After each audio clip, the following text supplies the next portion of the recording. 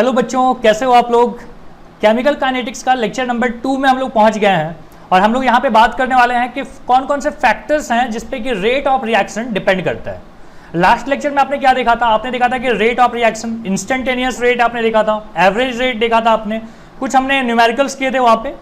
तो चलिए स्टार्ट करते हैं आज का लेक्चर। तो यहाँ पे हम लोग बात कर रहे हैं कि सबसे पहला जो फैक्टर है ना जिसपे कि डिपेंड करता है रेट ऑफ रिएक्शन, वो है नेचर ऑफ रिएक्टेंट्स। तो नेचर ऑफ रिएक्टेंट में सबसे पहला हम लोग बात कर लें कि अगर हमारे पास आयनिक रिएक्शन है, जिसका कि हमने यहाँ पे एग्जांपल ले रखा है कि NaCl प्लस AgNO3 अगर हमने लिया है तो AgCl का हम लोग को क्या मिल जाएगा? प्रेसिपिटेट मिल जाएगा और साथ में हमको मिलता है NaNO3। और ये जो आयनिक रिएक्शंस होते हैं ना, ये बहुत फास्ट रिएक्शन होते हैं। क्यों? क्योंकि देखो आयंस में क्या होता है ना कि सारे आयनिक अगर कंपाउंड है तो हम क्या उसको लेके चलते हैं कि आयनिक कंपाउंड में आयन के फॉर्म में आपस में सब चिपके हुए हैं। तो आपको यहाँ पे बॉन्ड को ब्रेक करना, बॉन्ड को फॉर्म करने की जरूरत नहीं है। हमने क्या किया, आयंस के टुकड़े लिए सारे और हमको फटाफट रिएक्शन हुआ और एक नया चीज मिल गया। ठीक है, तो ये फास्ट रिएक्शन होता है। तो डिपेंड करता है, वही हम लोग यहाँ पे बात कर रहे हैं कि रेट ऑफ रिएक्शन डिपेंड करता है कि रिएक्टेंट आपका कैसा है। अगर ये आयनिक कंपाउंड है तो बहुत फास्ट होगा, वेरी हाई। हमने यहाँ पे लिखा है कि ROR क्या हो जाएगा? बहुत हाई। लेकिन यहीं पे अगर हमने लिया है कोवेलेंट रिएक्शन, तो हमने यहाँ पे ले लिया कोवेलेंट कंपाउंड। अब कोवेलेंट कंपाउंड में क्या है, जैसे हम बात करें कि N2, तो N2 में क्या हो रहा होगा? ट्रिपल बॉन्ड से कनेक्टेड है N और N। तो यहाँ पे क्या हो रहा होगा? पहले बॉन्ड ब्रेक होगा, फिर क्या होगा? नया बॉन्ड फॉर्म होगा। मतलब बीच में क्या मिलेगा हमको? एक हम लोग को बीच में इंटरमीडिएट मिलेगा। तो देख रहे हो कैसे स्लो प्रोसेस है कि पहले आपने बॉन्ड को तोड़ा, कहीं पे बॉन्ड बन रहे होंगे, फिर धीरे धीरे सारे बॉन्ड वहां पे फॉर्म हुए, इधर के सारे बॉन्ड धीरे धीरे टूट गया। तो इसका जो रेट ऑफ रिएक्शन होता है वो बहुत लो होता है, स्लो होता है। ठीक है, स्लो लिख दो। लो क्या होता है? लो। यहां पे हमने क्या बोला? स्लो लो। अच्छा, अगला है हमारे पास कि होमोजीनियस रिएक्शन और हेट्रोजीनियस रिएक्शन। देखो होमोजीनियस रिएक्शन जो होते हैं ना, वो कैसे होते हैं? उसमें सेम टाइप के कंपाउंड रहेंगे और हेट्रोजीनियस में क्या रहेंगे? अलग अलग टाइप के कंपाउंड रहेंगे। तो होमोजीनियस रिएक्शन जो होता है ना, वो फास्ट रिएक्शन होता है एज कंपेयर टू किससे? तो हम बोलेंगे हेट्रोजीनियस रिएक्शन से। तो ठीक है, इसमें होमोजीनियस में मेनली अपन बात करने वाले हैं गैस का, और हेट्रोजीनियस में तो सॉलिड गैस हो सकता है, लिक्विड गैस हो सकता है, सॉलिड लिक्विड हो सकता है, इस तरीके की बात चल रही है। अगला हम लोग बात कर रहे हैं बेटा कि रेट ऑफ रिएक्शन जो होता है ना, वो डायरेक्टली प्रोपोर्शनल होता है स्टेबिलिटी ऑफ प्रोडक्ट से। अगर अपन बात कर रहे हैं कि किस टाइप की, जैसे हम लोग का हेडिंग क्या है यहाँ पे कि नेचर ऑफ रिएक्टेंट, तो नेचर ऑफ रिएक्टेंट में अपन बात करेंगे कि किस टाइप का प्रोडक्ट फॉर्म कर रहा है। अगर प्रोडक्ट बहुत स्टेबल होगा तो रेट ऑफ रिएक्शन फास्ट होगा। सिमिलरली अगर हम बात करें कि रिएक्टेंट की स्टेबिलिटी बहुत तेज, बहुत ज़्यादा स्टेबल है, तो जल्दी टूटेगा नहीं मतलब क्या हो गया? टाइम लग गया टूटने में। तो अगर इसका स्टेबिलिटी कम होगा तो रेट ऑफ रिएक्शन क्या होगा? हाई होगा। किसका कम, किसका ज़्यादा? प्रोडक्ट का ज़्यादा stable product, fast rate of reaction. ज़्यादा हम बोलेंगे लेस स्टेबल रिएक्टेंट, तो भी क्या होगा? रेट ऑफ रिएक्शन क्या होगा यहाँ पे? फास्ट। दोनों समझ में आ गई बातें आपको? जैसे हमने यहाँ पे ले लिया कि CH3COOH, तो यहाँ पे आप देखते हो कि यहाँ पे क्या मिलता है? CH3COO माइनस मिलता है और यहाँ पे H प्लस मिलता है। आपको पता है कि ये जो है CH3COO माइनस, ये क्या होता है? अनस्टेबल सा प्रोडक्ट है। वहीं पे अगर बात करें हम कि HCOOH, तो यहाँ पे जो ROR जो हमने बोला है कि rate of reaction 1 and rate of reaction 2, तो यहाँ पे क्या आ गया? हमको जो यहाँ पे प्रोडक्ट मिलता है HCOO माइनस, ये जो होता है ना एज कंपेयर टू ऊपर वाला जो है ना CH3COOH, ये ज़्यादा स्टेबल होता है। तो ज़्यादा स्टेबल हो तो रेट ऑफ रिएक्शन क्या होगा? तेज होगा, फास्ट होगा। तो ऐसे सिचुएशन में क्या हो जाएगा? ROR जो 2 है, rate of reaction of second, ये ज़्यादा होगा ROR 1 से। तो ये बातें समझ में आ गई, यहाँ पे हमने लिख रखा है ये चीज़। अगला हम लोग बात करते हैं कि फिजिकल स्टेट ऑफ रिएक्टेंट। तो अगर हम बात करें कि भाई फिजिकल स्टेट क्या है, तो गैस का सबसे तेज रिएक्शन होगा, लिक्विड का उससे कम, सॉलिड का बहुत कम। ठीक है, तो हम लोग यहाँ पे बात करते हैं। अच्छा, ऐसा होता क्यों है? तो समझना कि कैसे बताएंगे इस बात को। तो समझो, गैस में क्या है? पार्टिकल्स ज़्यादा जोर से ऑसिलेट कर रहे हैं, ज़्यादा तेज ऑसिलेट कर रहे हैं। तो ज़्यादा तेज ऑसिलेट करेंगे तो क्या होगा? नंबर ऑफ कोलिजन के चांसेस बढ़ जाएंगे। और जितना ज़्यादा कोलिजन होगा, एक तो समझ लो कि सारे कोलिजन प्रोडक्ट नहीं देते हैं, वो अपन अलग बात करेंगे। तो हम बोल रहे हैं कि लेकिन जितना ज़्यादा कोलिजन होगा, उसमें से भी क्या होगा? ज़्यादा पार्टिकल्स जो होंगे वो क्या करेंगे? प्रोडक्ट फॉर्म करेंगे। मतलब रेट ऑफ रिएक्शन तेज हो गया। तो किसमें तेज होगा? जिसमें ज़्यादा ऑसिलेट कर रहा है। जिसमें बहुत धीरे धीरे ऑसिलेट कर रहा है उसमें क्या हो जाएगा? कोलिजन भी कम हो जाएगा।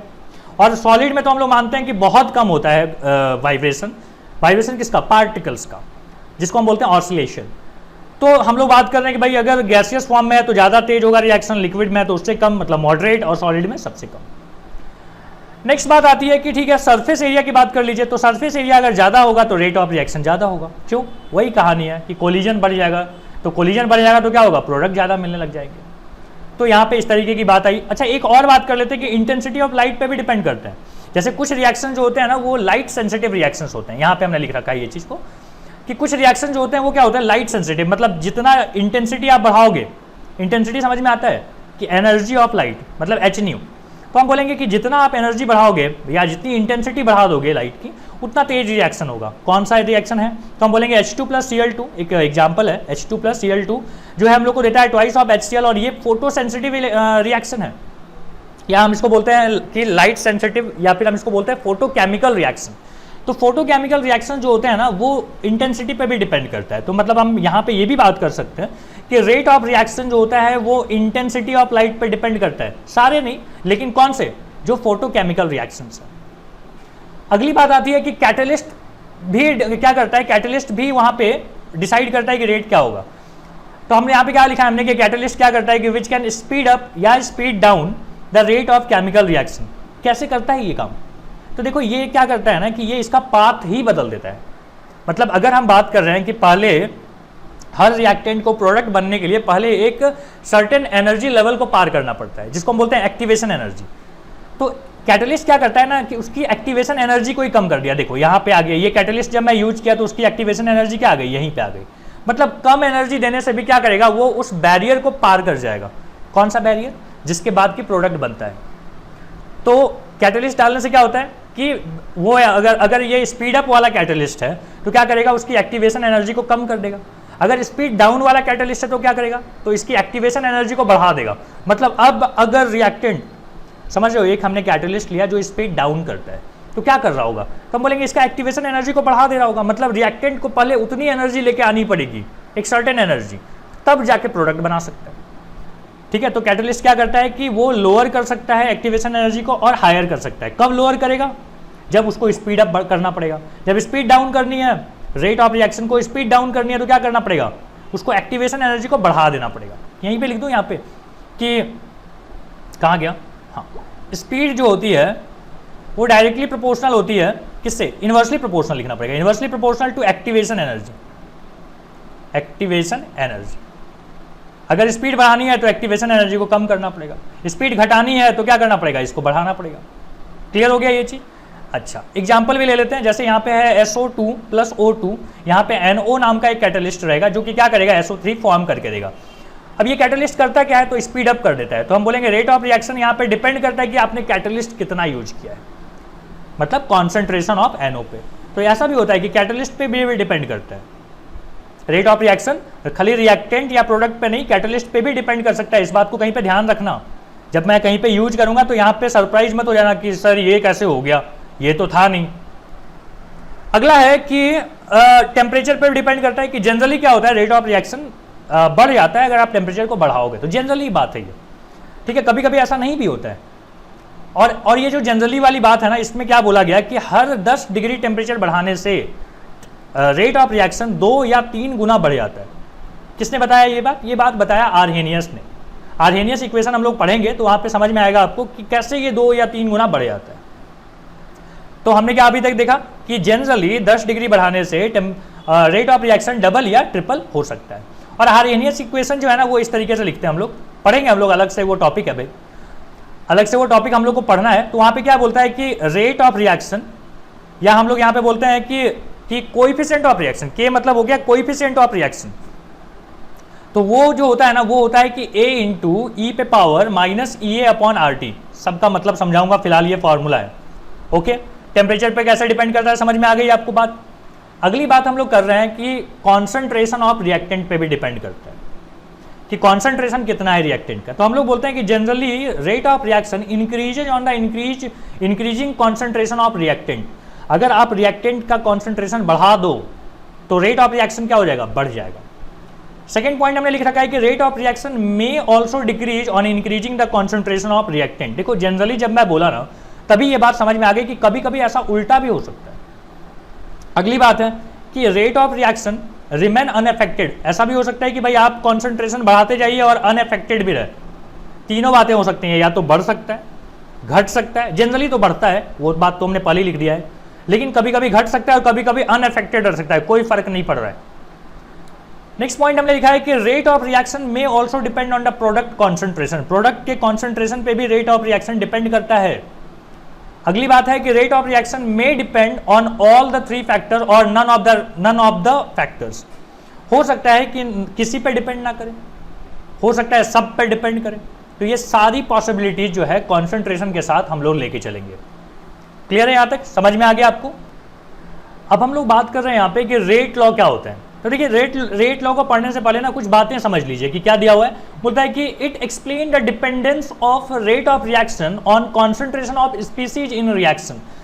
स्पीसीज मतलब हो गया रिएक्टेंट एंड प्रोडक्ट। तो बोलता है कि रेट ऑफ रिएक्शन जो है ना बताता है, एक्सप्लेन करता है कि कॉन्सेंट्रेशन पे कैसे डिपेंड करता है रेट।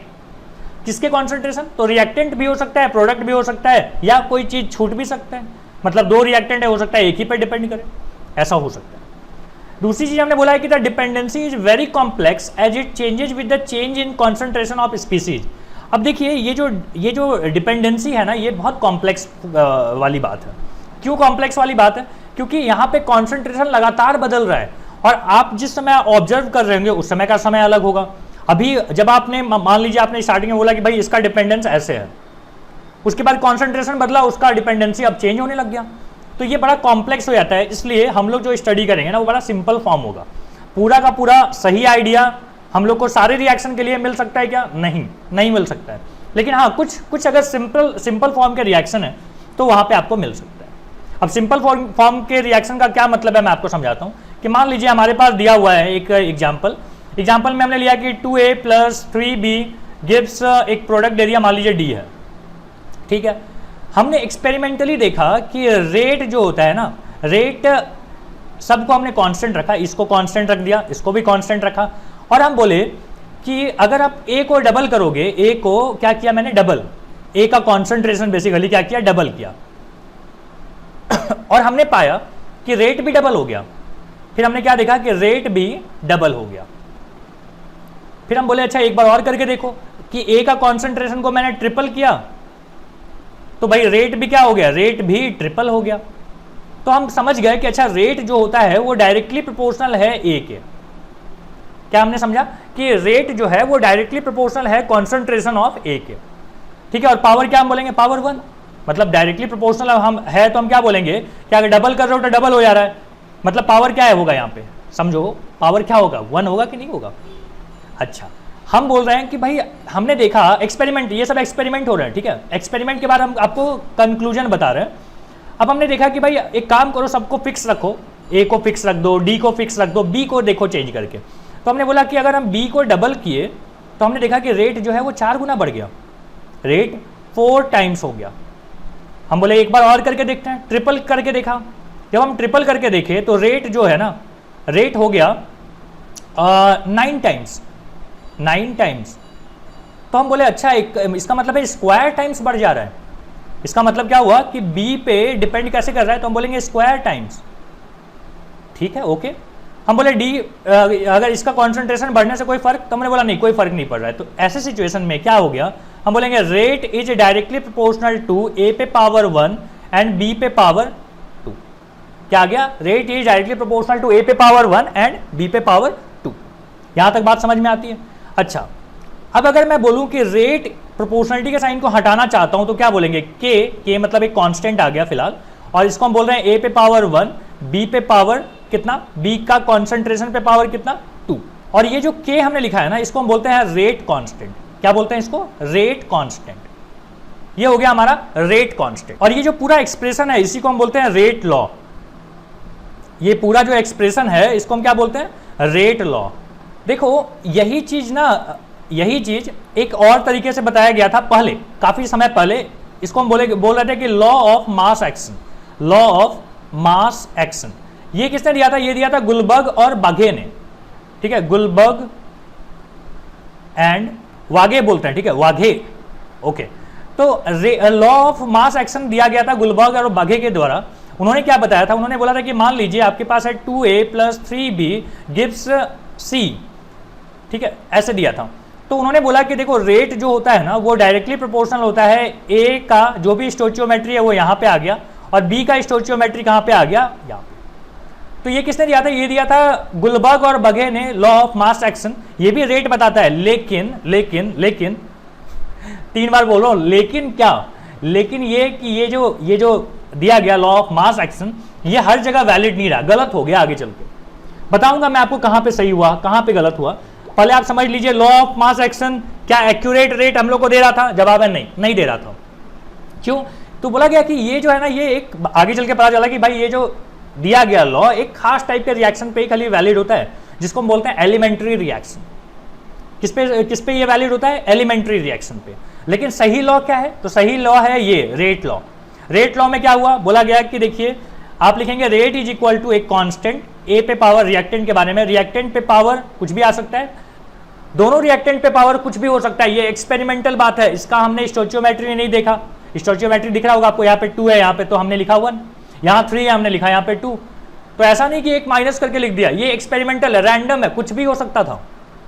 बात समझ में आ गई आपको। तो लॉ ऑफ मास एक्शन से कंफ्यूज तो नहीं हो गए। देखो लॉ ऑफ मास एक्शन आगे चल के ये फेल हो गया। फेल क्यों हो गया, क्योंकि ये सारे रिएक्शंस पे वैलिड नहीं था, कुछ रिएक्शंस पे वैलिड था।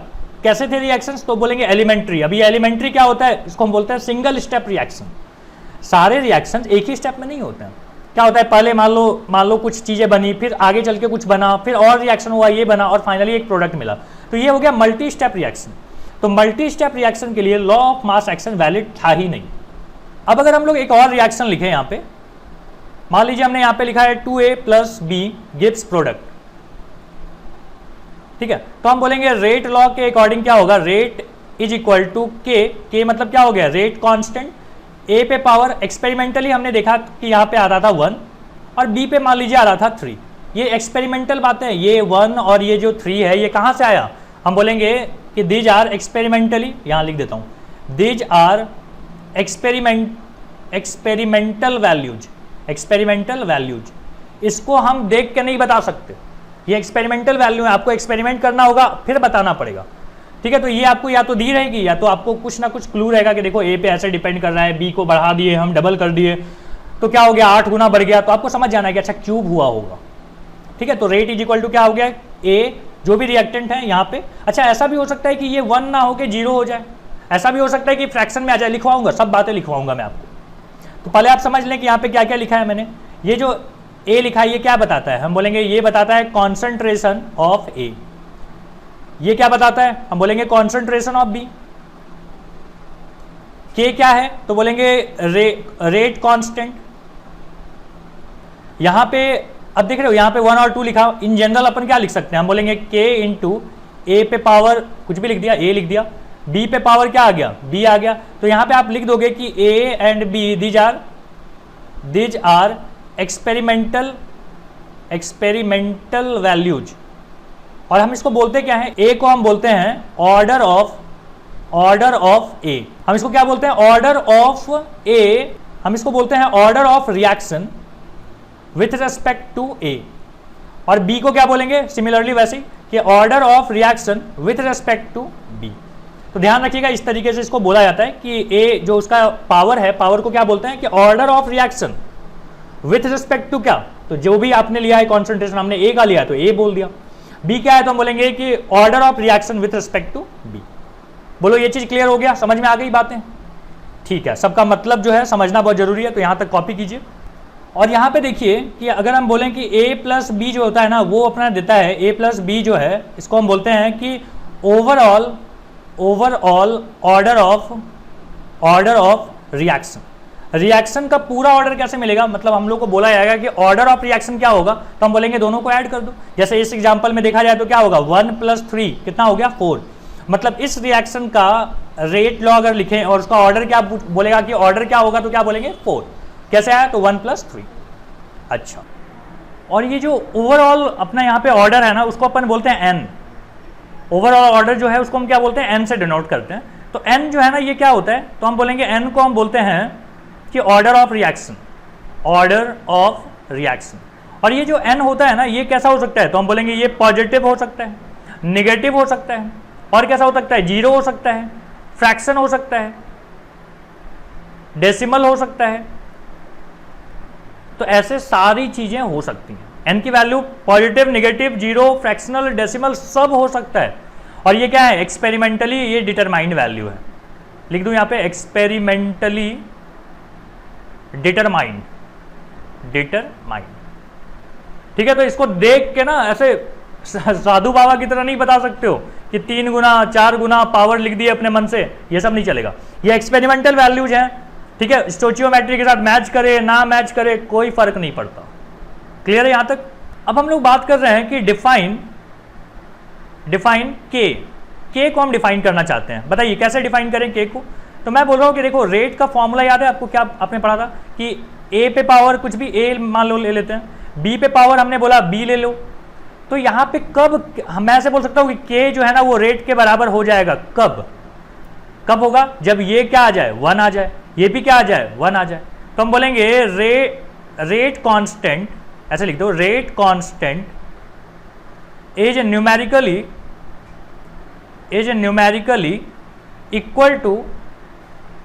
इक्वल टी लिखा गया, equal to rate of reaction when the concentration of each species in rate law is unity। जो भी यहाँ पे स्पीसीज हमने लिया है, स्पीसीज क्यों बोल रहा हूँ, रिएक्टेंट क्यों नहीं बोल रहा हूँ, क्योंकि कभी कभी हो सकता है यहाँ पे प्रोडक्ट भी हो। तो हमने बोल दिया कि रिएक्टेंट या प्रोडक्ट, इसको हमने बोल दिया स्पीसीज। तो ये स्पीसीज कितने होने चाहिए 1। अब सोचो कि 1 पे पावर कुछ भी रहे 1 ही आएगा, ये भी क्या आ जाएगा 1 आ जाएगा। तो k इज इक्वल टू क्या आ जाएगा, रेट। तो यही चीज हमने बोला है कि rate constant is numerically equal to rate of reaction when the concentration of each species in the rate law is unity. ठीक है, बात समझ में आ गई? तो इस तरीके से हम इसको डिफाइन कर लेते हैं के की वैल्यू को। अब हम बात करना चाहते हैं कि यूनिट ऑफ के क्या होता है, यूनिट ऑफ के। चलो इसको थोड़ा ऊपर कर लें, यूनिट ऑफ के। तो हम बोल रहे हैं कि ठीक है, हमने लिखा है यहाँ पे कि रेट इज इक्वल टू क्या होगा, तो रेट इज इक्वल टू होता है के इंटू ए पे पावर, मान लीजिए ए पे डिपेंड कर रहा था, जैसे ऐसे है कि ए गिव्स बी, ठीक है। तो ए पे पावर क्या, तो हम बोलेंगे ए पे पावर एन होगा। तो हम लोग बात कर रहे हैं कि यूनिट ऑफ के पे। तो देखो इसके लिए हम लोग को एक रिएक्शन लिख लेते हैं कि ए प्लस बी गिव्स सी, ठीक है। कुछ अपने लगा भी दो यहाँ पे कि 2a plus 3b is equal to C, कोई फर्क नहीं पड़ता क्योंकि ये तो पावर में जाएगा नहीं, आपको तो याद हो चुका है अभी ये बात। तो हम बोल रहे हैं रेट इज इक्वल टू क्या होता है, रेट इज इक्वल टू होता है ए पे के इंटू ए पे पावर, मान लो ये x है और b पे पावर क्या है, तो y है, ठीक है। तो हम बोलेंगे रेट इज, तो k की वैल्यू क्या होगी आएगी, तो हम बोलेंगे k इज इक्वल टू होगा रेट डिवाइडेड बाई a पे पावर x और b पे पावर क्या, b पे पावर y, ऐसे लिखेंगे। रेट का मतलब क्या होता है, हम बोलेंगे रेट का मतलब होता है मोल पर लीटर पर सेकेंड, ऐसे लिख दूं मोल पर लीटर सेकेंड, ऐसे होता है रेट का मतलब। रेट का यूनिट क्या होता है भाई, रेट का मतलब होता है कि change in concentration with respect to time. तो कॉन्सेंट्रेशन का यूनिट क्या हो गया, मोल पर लीटर, और डिवाइडेड बाई क्या टाइम किस में ले लूं, सेकेंड में ले लेता हूं। अगेन आपको यहां पे क्या लेना है, यहां पे आपको क्या लेना है, यहां पे आपको लेना है, अरे ये लाइन, हाँ जी, यहां पे आपको क्या लेना है, यहां पे आपको लेना है कि ए मतलब क्या हो गया, ए का कॉन्सेंट्रेशन। कॉन्सेंट्रेशन किस में बात करेंगे, हम बोलेंगे मोल पर लीटर में बात करेंगे। इस पे पावर कितना आएगा, इस पे पावर हो जाएगा x, और यहां पे क्या आएगा, यहां पे हम बोलेंगे मोल पर लीटर पे पावर y, ठीक है, ऐसे चलेगा। तो अब आप क्या कर रहे हैं, k का यूनिट निकालने में आपको इंटरेस्ट है, तो सोचिए कैसे निकाले k का यूनिट, थोड़ा ऊपर कर लेते हैं ना, आओ। तो हम बोलेंगे देखो k का यूनिट क्या होता है, k का यूनिट हो जाएगा, ऊपर में क्या आ रहा है, हम बोलेंगे मोल, नीचे क्या आ रहा है, लीटर सेकेंड, और यहां पे क्या आ रहा है, हम बोलेंगे यहां पे आ रहा है बेटा मोल पे पावर क्या x प्लस वाई, और नीचे क्या आ रहा है देखो लीटर पे पावर x प्लस वाई। अब आप इसको कैसे लिख सकते हो, हम इसको लिखेंगे मोल, और यहां पे क्या आ जाएगा 1 माइनस, समझ रहे हो, 1 माइनस एक्स प्लस वाई, करके देखना बेटा, ये मैथमेटिक्स है कुछ नहीं, आपको समझ जाएगा फटाफट। यहां पे आ जाएगा 1 माइनस एक्स प्लस वाई, यहां तक बात समझ में आती है। और सेकंड कहां है, सेकंड यहां पे लिख लेते हैं, ये रहा अपना सेकंड, तो यहाँ पे क्या आ जाएगा, अच्छा x प्लस वाई को आपने अभी अभी क्या बोला था, देखो x प्लस वाई जो है वो ऑर्डर है, ऑर्डर को तो n बोलते हैं हम लोग, तो हम बोलेंगे मोल पे power 1 minus N upon L पे पावर 1 माइनस एन, और यहाँ पे क्या आ गया, यहाँ पे आ गया सेकेंड। सो आप इस चीज को ऐसे लिख सकते हो, मोल पे पावर 1 माइनस एन, एल पे पावर n माइनस 1 और सेकेंड पे पावर माइनस 1। तो ये आ गई k का यूनिट। अब आपको ऑर्डर अगर कोई बता दे तो क्या करेंगे, आप k की वैल्यू निकाल सकते हो। जैसे मैं यहीं पे बोलूं कि मान लीजिए अगर ये फर्स्ट ऑर्डर रिएक्शन है, फर्स्ट ऑर्डर रिएक्शन है, पहले जीरो लिखना चाहिए क्या, चल जीरो लिख लेते हैं, जीरो ऑर्डर रिएक्शन है। जीरो ऑर्डर रिएक्शन में k का यूनिट क्या आएगा, हम बोलेंगे देखो k का यूनिट क्या आएगा, n की वैल्यू कितनी आ गई, जीरो, तो हम बोलेंगे मोल पे पावर 1, लीटर पे पावर माइनस 1 और सेकेंड पे पावर माइनस 1। ये क्या आ गई, इसकी यूनिट आ गई। अच्छा अगर मैं बोलूं कि फर्स्ट ऑर्डर रिएक्शन है, फर्स्ट ऑर्डर रिएक्शन मतलब समझ में आ रहा है, n की वैल्यू क्या है, 1 है। जीरो ऑर्डर अगर है तो n की वैल्यू क्या है, जीरो है। तो यहाँ पे k की वैल्यू देखो कितनी आएगी, हम बोलेंगे 1 माइनस 1 कितना हो जाएगा, जीरो, मोल तो गया। लीटर पे देखो 1 माइनस 1 जीरो, समझ में आ रहा है क्या बोल रहा हूँ, 1 माइनस 1, यहाँ पे क्या आ गया 1 माइनस 1, यहाँ पे क्या आ गया एस इनवर्स, मतलब ये सब हो गया जीरो। जीरो मतलब क्या हो गया, मोल पे पावर जीरो मतलब 1, लीटर पे पावर जीरो मतलब 1। सो आंसर आ गया सेकेंड इनवर्स। सिमिलरली आप अगर बताना चाहो कि सेकेंड ऑर्डर रिएक्शन अगर रहा तो इसमें k का यूनिट क्या आएगा, तो k का यूनिट देखो क्या आएगा, मोल 1 माइनस 2 कितना आएगा, माइनस 1। समझ रहे हो ना, सेकेंड ऑर्डर मतलब n इज इक्वल टू 2 होता है। यहाँ पे पुट कर रहा हूँ एक एक वैल्यू, लिख के करूँ क्या, चल मोल पे पावर 1 माइनस 2, ठीक है, लीटर पे पावर 2 माइनस 1 और सेकेंड इनवर्स। सो ये क्या बन जाएगा बेटा, ये बन जाएगा मोल माइनस 1, लीटर जो है वो 1 आ गया और सेकेंड इनवर्स। तो इस तरीके से ना आप यूनिट भी पता कर सकते हो। और सोचो कभी कभी आपको रेट कांस्टेंट की वैल्यू दी रहा है और वहां पे अपन क्या कर सकते हैं, जज कर सकते हैं कि नहीं कि ये कौन से ऑर्डर का है। जैसे आपको दे दे सेकेंड इनवर्स, के का यूनिट जो है वो सेकेंड इनवर्स दिख गया आपको, तो आप क्या बोलेंगे, ये फर्स्ट ऑर्डर रिएक्शन है।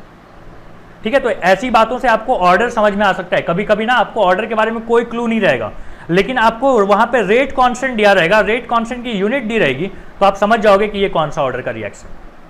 क्लियर। अब देखिए आपके पास यहाँ पे एक सवाल है, बोलता है कि if k is equal to 3 into 10 पे power minus 3 litre square mole पे पावर माइनस 2, s पे पावर कितना है, 2 है। s पे पावर 2 नहीं होगा बेटा, यहाँ पे माइनस 1 होगा, s पे पावर हमेशा माइनस 1 ही रहता है। बोलता है find the order of reaction. ठीक है, ऑर्डर ऑफ रिएक्शन निकालते हैं। देखो पहले आप समझो कि यहाँ पे अपने को किससे मतलब है, इस बात से मतलब है। तो हमको पता है कि k का जो ऑर्डर होता है वो कैसा होता है, तो वो होता है मोल पे पावर 1 माइनस एन, एल पे पावर n माइनस 1 और s इनवर्स। और यहाँ पे क्या दिया हुआ है बेटा, यहाँ पे दिया हुआ है मोल पे पावर माइनस 2 और l पे पावर 2, s पे पावर माइनस 1। तो हमको यहाँ से समझ में आ गया कि मोल पे देखो, मोल वाली पावर को इक्वेट करो, तो हम बोलेंगे 1 minus N is equal to minus 2 हो रहा है, तो क्या हम यहाँ पे ऐसा लिख सकते हैं कि n is equal to 3। n अगर आपको मिल गया तो क्या बोलेंगे कि कौन सा ऑर्डर का रिएक्शन है ये, हम बोलेंगे third order reaction. Third order reaction है ये, बोलो क्लियर है ये चीज। तो इस तरीके से आप पता लगा सकते हो, बड़ा आसान सवाल होता है ऐसे वाले। और ये पूरा सवाल नहीं है बेटा, इस तरीके से ना आप क्वेश्चन सॉल्व करते हो। क्वेश्चन नंबर 2, अब अपने पास क्वेश्चन नंबर 2 देखो क्या बोला हुआ है, बोलता है कि 2a plus 3b gives product. ठीक है, बोलता है order of the reaction with respect to a दिया हुआ है अपने को 2, यहाँ दिख रहा है 2 आपको, और यहाँ पे b के लिए दिया हुआ है -1। तो बोलता है कि इसका रेट लॉ लिख दीजिए। तो चलो लिखते हैं हम लोग। तो हम बोलेंगे रेट लॉ के हिसाब से एक्सप्रेशन क्या बनेगा कि rate is equal to constant के, क्या नाम है इस कांस्टेंट का, रेट कांस्टेंट, और a पे पावर कितना हो जाएगा, a पे देखो क्या दिया हुआ है कि ऑर्डर कितना है विद रिस्पेक्ट टू a 2, तो 2 लिख दो। और यहाँ पे क्या आ गया, b पे क्या है -1, तो हम बोलेंगे b पे पावर -1। अच्छा ओवरऑल ऑर्डर कितना हो जाएगा, तो हम बोलेंगे ऑर्डर जो है वो ओवरऑल कितना हो जाएगा, तो हम बोलेंगे 2 प्लस -1 कितना होता है, ये होता है 1। मतलब n की वैल्यू कितनी आ गई, n की वैल्यू आ गई बेटा 1। क्लियर है यहाँ तक। अब सोचो, अब यहाँ पे बोलता है कि what is the effect on rate, rate पे क्या इफेक्ट पड़ेगा अगर concentration of A is double alone, केवल ए के कॉन्सेंट्रेशन को डबल कर दो। तो हम बोलेंगे देखो, एक तो मैं आपको पूरा प्रोसेस से करके बताता हूँ, उसके बाद आप समझ जाओगे क्या है। तो हम बोलेंगे नया वाला जो रेट है, rate new upon rate old. तो नया रेट में क्या बोलता है कि k इंटू ए को क्या कर दिया गया है 2a कर दिया गया है, और यहाँ पे क्या है b पे पावर -1, और यहाँ पे क्या आ गया k इंटू ए का स्क्वायर, पहले वाला जो था वो तो फॉर्मूला है ये है। सो देखो ये और ये कैंसिल, k और k कैंसिल, यहाँ से a स्क्वायर और यहाँ से a स्क्वायर क्या हो जाएगा कैंसिल, मतलब अब बचेगा यहाँ पे 4, यहाँ पे आ गया रेट कौन सा न्यू अपॉन रेट ओल्ड, कितना आ गया यहाँ पे 4। इसका मतलब क्या हो गया कि जो नया रेट है वो क्या हो जाएगा 4 times the old rate, 4 times the old rate. तो अगर आप ए का कॉन्सेंट्रेशन को डबल करोगे तो रेट नया वाला जो रेट है वो 4 गुना ज़्यादा हो जाएगा। तो हम यहाँ लिख दें कि ये हो जाएगा अपना 4 टाइम्स, रेट क्या हो जाएगा 4 टाइम्स। अगली बार बोलता है कि अगर आप बी के कॉन्सेंट्रेशन को क्या करो डबल कर दो, तो अब देखो फिर से ये हो गया फर्स्ट पार्ट, यहाँ लिखो सेकेंड, यहाँ बोलेंगे अपन कि rate old upon rate new, rate यहाँ न्यू लिख दूँ, ऊपर लिख देते हैं न्यू बेटा, नीचे ओल्ड लिखता हूँ, ठीक है। तो नया वाला जो रेट है उसमें क्या बोलेंगे के इंटू ए का स्क्वायर, ए को तो नहीं चेंज किया ना, नहीं, बी को क्या कर दिया डबल कर दिया। अच्छा पुराना वाला क्या था वो तो यही है। तो अब यहाँ पे देखो क्या हो जाएगा बी और बी और यहाँ से कैंसिल हो जाएंगे। अब यहाँ पे क्या आ गया ये सब भी कैंसिल है, यहाँ पे आ गया 2 पे पावर -1, 2 पे पावर -1 मतलब 1/2। तो हम बोलेंगे rate new is equal to क्या हो जाएगा 1/2 टाइम्स द ओल्ड रेट, मतलब रेट ओल्ड। तो देख रहे हो नया रेट है क्या हो गया आधा हो गया पहले से, तो हम क्या बोलेंगे 1/2 टाइम्स। सिमिलरली अगर बोलता है कॉन्सेंट्रेशन ऑफ ए और बी दोनों को डबल कर दिया जाए, तो थर्ड यहाँ पे लिखता हूं मैं बोलूंगा कि rate new upon rate old क्या हो जाएगा। तो हम बोलेंगे यहाँ पे होता है के ए को क्या कर दिया गया 2a कर दिया गया है, और b को भी क्या कर दिया गया है 2b कर दिया गया है, और यहाँ क्या आ गया k a का स्क्वायर और यहाँ पे b पे पावर -1। तो b और b तो यहाँ से कट जाएंगे क्योंकि b पे पावर -1 का लाएगा, a स्क्वायर और यहाँ का a कैंसिल। अब क्या आ रहा है देखो यहाँ पे, तो यहाँ पे आ रहा है बेटा यहाँ पे 2 का स्क्वायर मतलब 4 और नीचे 2 पे पावर -1 मतलब क्या बोलेंगे 1/2। सो यहाँ आ गया rate new upon rate old, ओ मतलब समझ जाना ओल्ड है, ऊपर न्यू एन लिखा है तो न्यू है। सो ये फाइनली बचेगा बेटा नया जो रेट है rate new is equal to 2 times the old rate, ठीक है, यहाँ रेट ओल्ड। तो हम बोलेंगे 2 टाइम्स हो रहा है, तो इसका आंसर क्या आ गया 2 टाइम्स। सिमिलरली अगर आप अच्छा लास्ट वाला करना पड़ेगा ना, चलो एक काम करते हैं यहाँ पे जगह बनाते हैं और इसको सॉल्व करते हैं। डी पार्ट क्या बोलता है कि volume of container increases 3 times. अच्छा वॉल्यूम अगर इंक्रीज कर जाए 3 गुना, समझ रहे हो, तो मैं बोल रहा हूँ कि कॉन्सेंट्रेशन पे क्या फर्क पड़ेगा, concentration is inversely proportional to volume. तो कॉन्सेंट्रेशन क्या हो जाएगा 1/3 हो जाएगा, कॉन्सेंट्रेशन क्या हो जाएगा कॉन्सेंट्रेशन हो जाएगा 1/3, समझ रहे हो, वॉल्यूम को 3 गुना करेंगे तो कॉन्सेंट्रेशन 1/3 हो जाएगा। अच्छा तो कॉन्सेंट्रेशन किसका 1/3 होगा, बोलेंगे दोनों का, ए का भी और बी का भी, क्योंकि वॉल्यूम तो दोनों का, कंटेनर का ही वॉल्यूम बढ़ गया है। तो हम बोलेंगे नया जो है ए न्यू होगा, कॉन्सेंट्रेशन ऑफ ए न्यू वो हो जाएगा A/3, ठीक है, और बी जो नया वाला कॉन्सेंट्रेशन है वो भी हो जाएगा कितना बेटा B/3। तो आप बताइए rate new upon rate old is equal to क्या होगा k इंटू ए पे क्या हो जाएगा 3, ए मतलब A/3 पे पावर 2 और b पे पावर क्या था माइनस, तो b मतलब B/3 पे पावर -1 और नीचे आ रहा है अपना a स्क्वायर और यहाँ पे b पे पावर -1। तो b यहाँ से तो कैंसिल, यहाँ से a और यहाँ का a स्क्वायर कैंसिल, k बेटा यहाँ से कैंसिल, तो ये कितना आ जाएगा 1/9 और यहाँ पे क्या आ रहा है 1/3 पे पावर -1 मतलब 3। तो हम बोलेंगे rate new upon rate old is equal to कितना आ गया 1/3, कितना आ गया 1/3। तो हम क्या बोलेंगे, यहाँ लिखूं कि rate new is equal to 1/3 of rate क्या ओल्ड। तो हम बोलेंगे 1/3 हो गया, तो यहाँ का आंसर क्या आ जाएगा 1/3, 1/3 टाइम्स बोल सकते हैं। तो इस तरीके से ना आपको यहाँ पे क्वेश्चंस करना है। देखो इसको आप शॉर्टकट में भी कर सकते थे, ए का डबल करेंगे, ए पे पावर 2 है तो डबल कर दोगे तो 4 टाइम्स बढ़ जाएगा रेट। यहाँ पे क्या है बी अगर डबल करेंगे तो क्या होगा, तो देख लो कि बी पे पावर -1 था, तो अगर इसको डबल करोगे तो यह हाफ हो जाएगा। तो आप शॉर्टकट में भी कर सकते हो, पूरा लिखने का तरीका तो यही है। चलिए तो यहाँ तक कॉपी कीजिए, फिर आपको नेक्स्ट क्वेश्चन बताते हैं। अब हमारे पास देखो सवाल क्या है, क्वेश्चन है कि यहाँ पे लिखता हूँ, बोलता है कि for 2a + b gives product ठीक है। बोलता है अगर ए को डबल कर दिया जाए, अकेले अगर ए को डबल कर दिया जाए तो रेट ऑफ रिएक्शन जो है ना वो 2 टाइम्स हो जाता है। तो हमने बोला अच्छा ठीक है, एक काम कर लेते हैं कि रेट इज, इसका मतलब क्या हो गया, डायरेक्टली प्रोपोर्शनल टू क्या, ए का क्या, समझ लो, ए को डबल किया तो प्रोडक्ट भी क्या हो गया, डबल हो गया, 2 टाइम्स हो गया, मतलब डायरेक्टली प्रोपोर्शनल है ये, मतलब पावर क्या हो गया, 1 हो गया। अब आप देखिए बोलता है कि रेट जो है ना वो क्या हो जाता है कि अगर ए और बी को दोनों को अगर डबल कर दो तो ये 8 गुना हो जाता है। तो देखो 2 गुना, तो समझो मैं बोल रहा हूँ कि ए पे पावर क्या आ गया 1, अब बी पे पावर आपको नहीं पता, तो अगर ये 8 गुना हो गया है, 8 टाइम्स हो गया है, और 2 टाइम्स किसकी वजह से हो गया, इसकी वजह से हो गया 2 टाइम, तो बचा कितना, 4 गुना इसकी वजह से हुआ है। समझ लो, इसको अगर आप डबल करते हो तो ये 4 गुना बढ़ जाता है। हाँ, इसका मतलब क्या हुआ, कैसे किया मैंने, देखो एक तो तरीका है वही ओल्ड और न्यू करके आप कंपेयर कर लो, दूसरा तरीका ये वाला, ये आसान है। बोलता है रेट 8 गुना हो गया है, 8 गुना हो गया है, और आपको पता है ए की वजह से डबल हो जाता है, ए को डबल करोगे तो ये भी डबल हो जाता है, मतलब यहाँ 2 लिख दिया, तो मतलब बी के वजह से जो चेंज हुआ है उसकी वजह से 4 गुना बढ़ गया, बी को डबल किया तो 4 गुना बढ़ गया, मतलब बी पे पावर क्या है, 2 है, तो बी पे पावर क्या हो गया, 2 हो गया। तो ये भी हमको समझ में आ गई। अब क्या बोलता है कि हमको रेट लॉ का एक्सप्रेशन लिख के बता दीजिए, तो हम बोलेंगे रेट इज इक्वल टू के इंटू ए पे पावर 1 और बी पे पावर क्या हो गया, बी पे पावर 2।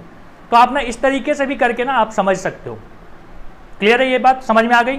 फिर से बताऊं, देखो रेट बोला था बेटा कि रेट 8 गुना बढ़ गया है, ए को डबल किया तो रेट कितना बढ़ गया, डबल हो गया, बी को डबल किया तो 4 गुना बढ़ गया, तभी तो आएगा ना, 4 इंटू 2 करेंगे तब आएगा 8, तो मतलब बी को डबल करने से 4 गुना बढ़ गया, इसका मतलब बी पे स्क्वायर टाइम्स प्रोपोर्शनल है, तो मतलब यहाँ पे क्या लिखेंगे, बी पे पावर 2, और रेट का एक्सप्रेशन क्या आ गया ये।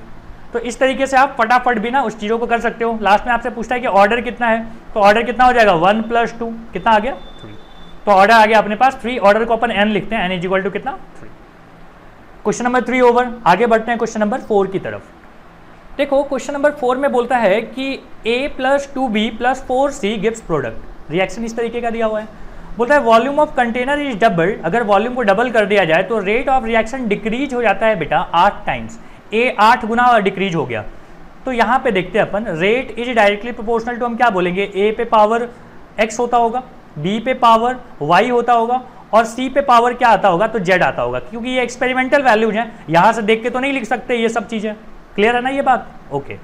तो बोलता है ये हो गया 1/8, क्या करने से, तो आपने क्या किया है, आपने सबका वॉल्यूम बढ़ा दिया है, वॉल्यूम को आपने डबल किया, वॉल्यूम अगर डबल कर दिया तो इसका क्या हो जाएगा, कॉन्सेंट्रेशन आधा हो जाएगा कि नहीं हो जाएगा, तो हम बोलेंगे ये हो जाएगा 1/2 पे पावर x, 1/2 पे पावर y, और यहाँ पे आ गया 1/2 पे पावर z।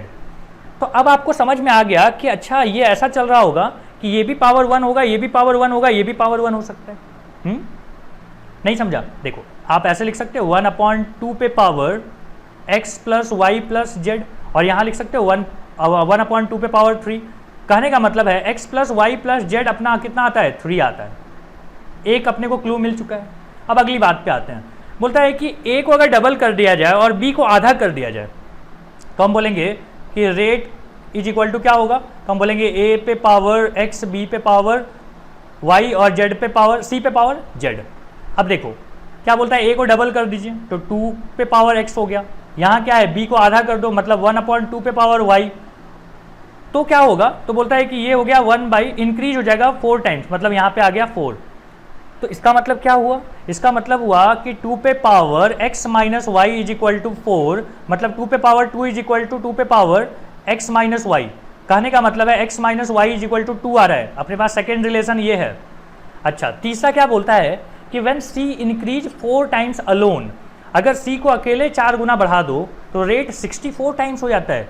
तो फिर से मैं लिखता हूँ, rate is directly proportional to a पे पावर x, b पे पावर y और c पे पावर z। क्या बोलता है कि 4 टाइम्स बढ़ाने से, मतलब ये हो गया अगर 4 टाइम्स बढ़ा दूं तो ये कितना हो जाएगा, रेट हो जाएगा 64 टाइम्स। समझ रहे हो, a और b को आपको छेड़ना भी नहीं है, तो हम क्या बोलेंगे 4 पे पावर कितना कर दें तो 64 आ जाएगा। तो हम बोलेंगे कि इसको हम लिख सकते हैं 4 पे पावर 4 इज प्रोपोर्शनल टू 4 पे पावर z। तो हम क्या बोलेंगे कि z इज इक्वल टू कितना हो जाएगा बेटा, 4। अगर आपको z मिल गया 4 नहीं कितना, 3 आ जाएगा क्या, ओ 4 4 16, 4 64, मतलब ये आ जाएगा 3, z कितना आ गया 3, कट करके लिख देता हूँ 3। अच्छा जेड मिल गया तो क्या हम यहाँ पे वैल्यू पुट कर सकते हैं, ये वाली वैल्यू उठा के यहाँ पे पुट कर दूँ तो क्या आ जाएगा, हम बोलेंगे x plus Y is equal to plus Z कितना था, जेड था 3 इज इक्वल टू 3 यहाँ से कैंसिल, तो हम बोलेंगे x plus Y is equal to 0 आ रहा है, एक्स प्लस वाई कितना 0 और एक्स माइनस वाई कितना है 2 है। तो चलो इसको सॉल्व कर लेते हैं, x minus y is equal to 2 और x plus Y is equal to क्या 0, तो ये दोनों कट गए और यहाँ से आ गया 2x इज इक्वल टू 2 मतलब x is equal to 1, x मिल गया, z मिल गया है, y भी मिल जाएगा आपको, y इज इक्वल टू क्या हो जाएगा, देखो x प्लस वाई कितना था, ये था 0, तो अगर आपको x पता है जो कि है 1 तो y कितना आ जाएगा, 1 आ जाएगा, y आ जाएगा अपना -1 आ गया। तो हम लोग क्या कर सकते हैं, हम लोग यहाँ पे रेट लॉ का एक्सप्रेशन लिख सकते हैं, तो चलो यहाँ लिखते हैं कि रेट इज इक्वल टू हो जाएगा k, a पे पावर कितना, a पे पावर क्या था x था, x मतलब 1, b पे पावर कितना हो जाएगा बेटा y मतलब -1 और z पे पावर कितना हो जाएगा c पे पावर z है, z मतलब होता है 3, तो ये अपना आ गया एक्सप्रेशन। अब आपको ऑर्डर चाहिए तो ऑर्डर निकाल लो यहाँ पे, देखो ऑर्डर कितना आ जाएगा -1 + 1 + 3, ये दोनों कट गए और आंसर आ गया यहाँ पे 3, तो ऑर्डर भी मिल चुका है हमको और रेट लॉ का एक्सप्रेशन भी हमने यहाँ पे लिख लिया। देखिए अब अगला जो बात है ना वो है कि यहाँ पे लिखता हूँ, देखो यहाँ पे है कि some important points about the order of reaction, order of reaction के बारे में जो हमने डिस्कस किया है ना कुछ बातें, उन्हीं को यहाँ पे हम लोग लिस्ट कर रहे हैं। तो सबसे पहला पॉइंट है कि stoichiometry coefficient have nothing to do with the order, order से स्टोचियोमेट्री का कोई रिलेशन नहीं है, समझ रहे हो। हमने यहाँ पे एक एग्जांपल ले लिया कि twice of N2O5 gives 4 time NO2 + O2 और यहाँ पे हमने बोला है कि rate of reaction is equal to K into N2O5 पे पावर 1, ये पावर 1 जो लिखा है मैंने ये एक्सपेरिमेंटल वैल्यूज हैं और एक्सपेरिमेंटल वैल्यू का स्टोचियोमेट्री के साथ कोई लेना देना नहीं है, क्लियर हो गई ये बात। सेकेंड पॉइंट है कि in rate law the concentration term of the product can be present, अभी तक हम लोग जहाँ जहाँ देख रहे थे वहाँ पे हमने प्रोडक्ट की जरूरत नहीं पड़ी, एक्सपेरिमेंटली देखा गया कि नहीं जरूरत पड़ रहा था, लेकिन हर बार ऐसा हो जरूरी नहीं है। तो जैसे देखो ये एक रिएक्शन लिया है कि O3 गिव्स 3 टाइम्स O2, इसमें जो रेट ऑफ रिएक्शन होगा ना वो डिपेंड करेगा प्रोडक्ट पे भी, देख रहे हो O2 भी है यहाँ पे, और ये बातें कैसे डिसाइड होती है कि प्रोडक्ट रहेगा कि नहीं रहेगा, ये डिपेंड करता है एक्सपेरिमेंट पे। एक्सपेरिमेंटल वैल्यूज है बेटा, ये चीज़ रह सकता है नहीं रह सकता है, हम देख के नहीं बता सकते। थर्ड पॉइंट है कि in rate law concentration term of some reactant may be absent, हो सकता है कि कुछ रिएक्टेंट ही एब्सेंट हो, प्रोडक्ट भी हो सकता था, रिएक्टेंट नहीं भी हो सकता है, ये भी हो सकता है। तो जैसे यहाँ पे एक एग्जांपल है कि NO2 + CO gives NO + CO2, तो यहाँ पे हमने बोला कि rate of reaction is equal to होता है K इंटू NO2 पे पावर 2, देख लो स्टोचियोमेट्री 1 है, पावर इधर 2, एक्सपेरिमेंटल वैल्यूज है, नहीं पता कि क्या हो सकता है, और CO पे पावर 0 है, पावर 0 का मतलब क्या हो गया, ये है ही नहीं, किसी भी चीज़ पे पावर 0 मतलब क्या होता है 1 होता है, 1 है तो आपको नहीं दिखाई दे रहा है, क्लियर है ये। ROR इज इक्वल टू क्या हो गया, rate of reaction is equal to K into NO2 पे पावर 2, तो कोई चीज़ एब्सेंट भी हो सकता है। चौथा पॉइंट है अपने पास, चौथा और आखिरी पॉइंट इससे रिलेटेड कि in rate law concentration term of catalyst में भी प्रेजेंट, हमने ये चीज़ पहले भी डिस्कस किया था कि हो सकता है कि कैटलिस्ट भी वहाँ पे प्रेजेंट हो। जैसे यहाँ पे हमने एक रिएक्शन लिया कि twice of SO2 + O2 gives twice of SO3 और यहाँ पे हमने कैटलिस्ट लिया था NO, तो देख रहे हो यहाँ पे K इंटू O2 रहा, ये चीज़ एब्सेंट था और यहाँ पे आ गया क्या कैटलिस्ट का भी पावर आ गया, तो मतलब ये कंप्लीटली जो है ना ये एक्सपेरिमेंटल वैल्यू चीज़ें हैं और ये एक्सपेरिमेंट के थ्रू पता चलता है। तो ये सारी चीज़ें हमने यहाँ पे लिस्ट कर लिया, एक एक करके आप इन चीज़ों को याद रखिए, ध्यान रखिए और समझ के भी रखिए। नेक्स्ट जो अपने पास टॉपिक है ये है सिंपल, या फिर उसको बोलते हैं एलिमेंट्री, या फिर हम इसको बोलते हैं सिंगल स्टेप रिएक्शन। समझिएगा, जैसे मैं आपको दे रहा हूँ कि 3A + 2B अपने को क्या दे रहा है, तो प्रोडक्ट दे रहा है, ठीक है, ये एक कॉम्प्लेक्स है, ये एक कॉम्प्लेक्स रिएक्शन है। कैसे पता आपको, मैं आपको बता रहा हूँ कि ये कॉम्प्लेक्स रिएक्शन है, बाद में आपको पता चल जाएगा कैसे समझाता हूँ।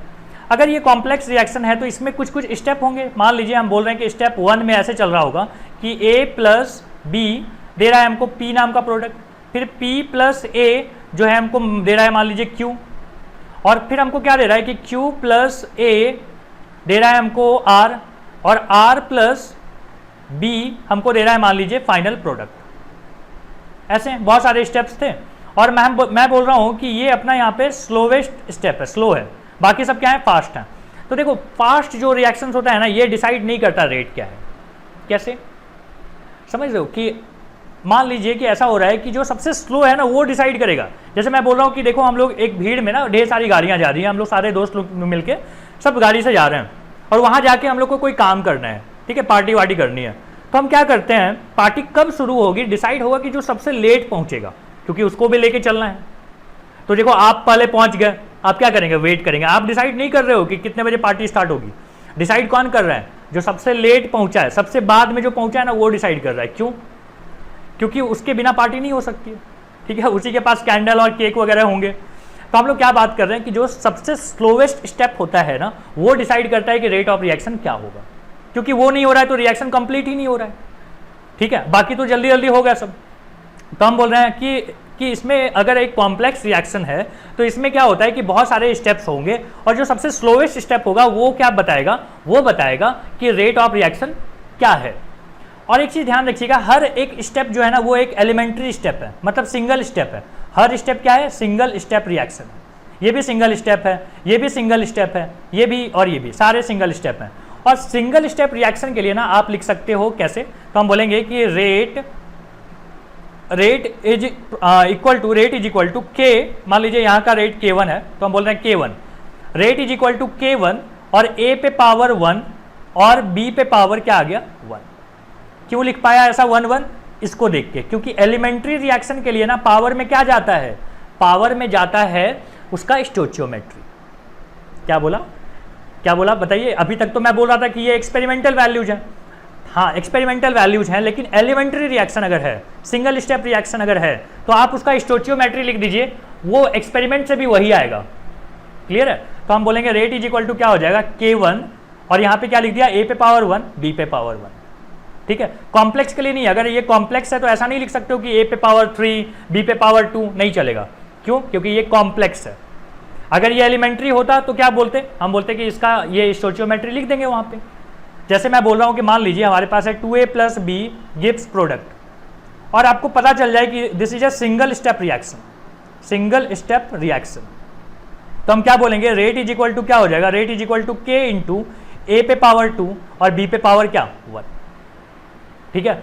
अब ये कैसे डिसाइड होता है कि सिंगल स्टेप रिएक्शन है कि मल्टीपल स्टेप रिएक्शन है या कॉम्प्लेक्स रिएक्शन है। देखो ये डिसाइड इसी से होता है कि एक्सपेरिमेंटली हमने करके देखा, हमने देखा कि भाई एक्सपेरिमेंटली हमने क्या किया, rate is equal to K into something something करके लिख के देखा और फिर देखा हमने कि क्या ये इसके स्टोचियोमेट्री के साथ मैच कर रहा है। अगर उसके स्टोचियोमेट्री के साथ मैच कर गया तो हम बोलेंगे ये कुछ और नहीं, कॉम्प्लेक्स नहीं है, ये सिंगल स्टेप रिएक्शन है। और अगर मैच नहीं किया तो हम बोलेंगे कॉम्प्लेक्स है। क्लियर है? और ये जो मैंने आपको बताया कि लॉ ऑफ मास एक्शन दिया गया था, लॉ ऑफ मास एक्शन किसने दिया था, गुलबर्ग एंड कौन, वाघे बोलो जो मैंने वो बोलो, ठीक है। गुलबर्ग और वाघे ने दिया था ये चीज, और ये किसके लिए ट्रू था, तो हम बोल देंगे कि ट्रू फॉर एलिमेंट्री रिएक्शंस, या हम इसको क्या बोलते हैं, सिंगल स्टेप रिएक्शन। तो गुलबर्ग और वाघे ने जो लॉ ऑफ मास रिएक्शन दिया था ये किसके लिए ट्रू था, एलिमेंट्री रिएक्शन के लिए, या हम इसको बोलते हैं सिंगल स्टेप रिएक्शन के लिए सही था। तो आई होप आपको सिंगल स्टेप रिएक्शन या एलिमेंट्री रिएक्शन आपको समझ में आ गए होंगे कि एलिमेंट्री रिएक्शन में क्या होता है, पावर में क्या होता है, उसका स्टोचियोमेट्री आ जाता है। और ये बड़ा खास है, समझ रहे हो, ये बड़ा खास रिएक्शन है। ये खास टाइप का रिएक्शन क्यों हो गया, क्योंकि हम बोल रखे हैं कि ये एक सिंगल स्टेप रिएक्शन है और सिंगल स्टेप रिएक्शन में ही आप उसका स्टोचियोमेट्री पावर में लेके जा सकते हो, बाकी किसी के लिए नहीं। बाकी किसी के लिए कैसे डिसाइड होगा, एक्सपेरिमेंट के थ्रू डिसाइड होगा। तो आज का लेक्चर अपना यहीं तक है, इस चीज़ को आप रिवाइज करो, एक बार पढ़ के देखो, चीज़ों को नोट्स बनाइए। Thank you.